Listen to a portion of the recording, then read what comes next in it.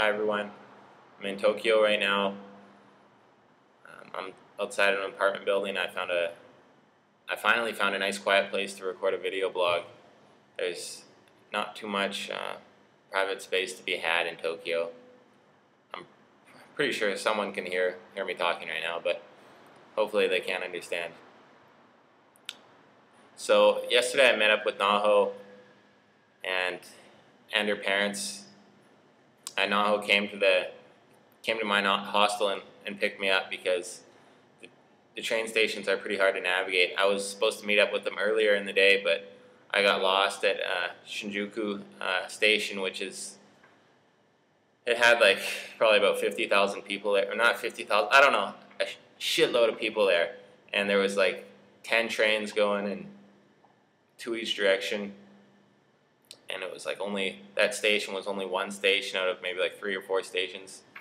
And I had woken up kind of late, and anyways, I didn't meet up with her. I felt pretty bad about it. And then finally she came to my hostel, picked me up, and we went out to her dad's college reunion, and we had rented out this little restaurant.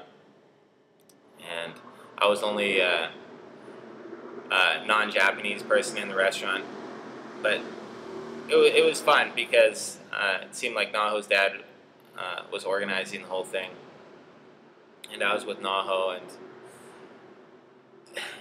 I don't know, they free drinks, free booze, so everyone kind of got along really well, and I met a lot of people. It was a really fun time. We had good food, lots of laughs. I put up some pictures on my blog. You should take a look at them. They're pretty funny. And then the next day, Naho's mom, grandma, and her mom's best friend, and Naho, took me to Sky Bar, which is a restaurant at the top of their hotel in Tokyo. And it's rotating, and it has a view of Tokyo. And the view was amazing. It was of all of Tokyo. It was pretty much like there weren't too many buildings that were taller or higher up than where we were, so it was a pretty good view. And the food was a buffet, and it was like 5-star food. And they had different stations. Like one station was a tempura station where you could pick like prawns or any kind of vegetables that you wanted to be made into tempura. And then another station was like a sushi station, all kinds of sushi, and they would just throw it on a plate for you, and it was like really, really good stuff. So I was really getting a good value, really getting our money's worth, even though it was their treat, which was awesome. Arigato gozaimasu. And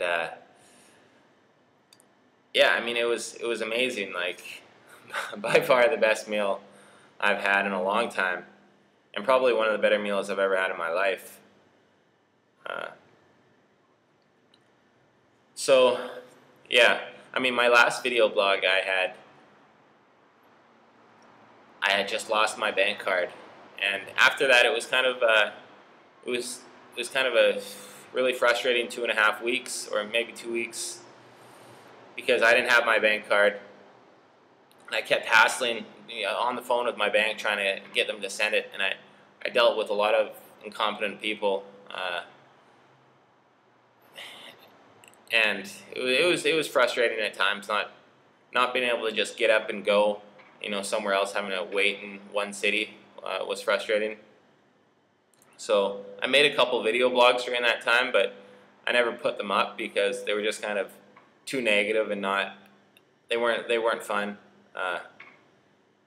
So I mean, they'll just be memories for me, or maybe some of my friends will show them later, or maybe I'll put it up as bonus footage after this trip is over. But yeah, I mean, it was a good experience. I went down to Singapore for a week. I hung out there. I was there during that F1 race. Met a lot of nice people. A lot of good food in Singapore. And then I spent another week and a half in Kuala Lumpur. And I don't know, I know the city pretty well now, because there's only maybe like 5 or 6 touristy things to do there, which I did them. Like check out the Petro Towers and check out some caves and stuff. And I just rode the SkyTrain and just went all around the city, went to the bookstore, just did random things. And by the end of my week and a half there, I was helping people with directions. You know, if I saw someone reading a map, I would just go up to them and be like, "Oh, hey, you know, where do you want to go?" And so even though like I wouldn't say Kuala Lumpur is a must-see place, I think, you know, whenever I hear Kuala Lumpur in the future, I'm gonna perk my head up because I spent a week and a half there, and I just kind of hung out with the locals and just didn't really do much of anything except kind of just try and blend in and get into a routine. But then as soon as I got my card, I busted back down to Singapore so I could get a flight to Tokyo, because that's where Naho said she was. At first I was going to fly to Osaka, but then Naho said she was going to be in Tokyo, so at the last second I changed my flight to Tokyo. And so I booked it maybe like 5 hours before my flight, and then I got some sleep, and then I was on the plane to Tokyo pretty much right after that. And Tokyo is not really the place you want to go when you have like no planning whatsoever. I got into Tokyo at Tokyo Airport maybe 11 at night, and I didn't know where I was going to stay. And the airport's not even in Tokyo. It's like an hour train ride outside of it. So when I was in customs, this lady kept asking me where I was staying tonight because I needed to write down the name of my hotel, and I told her I didn't have a hotel. And she couldn't figure that out. She's like, "Where are you sleeping tonight?" And I said, "I don't know where I'm sleeping tonight." And she's like, "Give me the name of your hotel." So I was like, "Okay, does the Four Seasons Tokyo work?" She's like, "The Four Seasons." I'm like, "Yes, the Four Seasons." She's like, "How long are you staying there?" I was like, "Oh, maybe a couple weeks." She's like, "Okay," and then she just stamped me and sent me through. And so I managed to get on the right train to Tokyo. And I met some other backpackers on the train, and they said I could come to their hostel, and I went to it. It was kind of on the outskirts of Tokyo. It was in Tokyo, but Tokyo is such a huge city that it wasn't really in the downtown core. And but they didn't have a room for me there, so it was about maybe 12:30 at night, and they kind of sent me away from this place, like, "Oh, sorry, we don't have a room for you." And so I grabbed a map from there, and they had another hostel across town, or not across town, but maybe a 40-minute walk. So I walked there with my backpack on. But before I left, I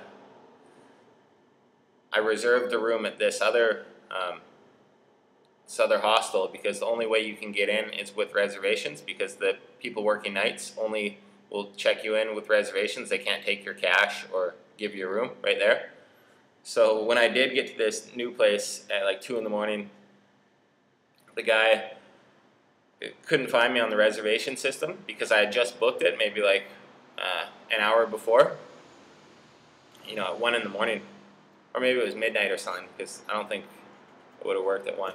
But he could see my confirmation notice on my laptop, which I was showing him, but it wasn't showing up on his system. So it took like an hour, literally an hour, for him to figure it out with his boss and his boss's boss in the future. Anyways, I'll come out with a new video blog soon after I find out what I'm doing in the next few days here. Some guys in my hostel are going to the fish market in the morning, which is like where they have all those huge tuna in Tokyo. But that's at like 5 in the morning. I have to get up, and it's already 12:30 now, so we'll see. I told them just wake me up and I'll come, because I don't have an alarm. So there's no way I could get up. But if they wake me up, then I'll just go. So maybe I'll have updates with that. Anyways, see you later. Bye.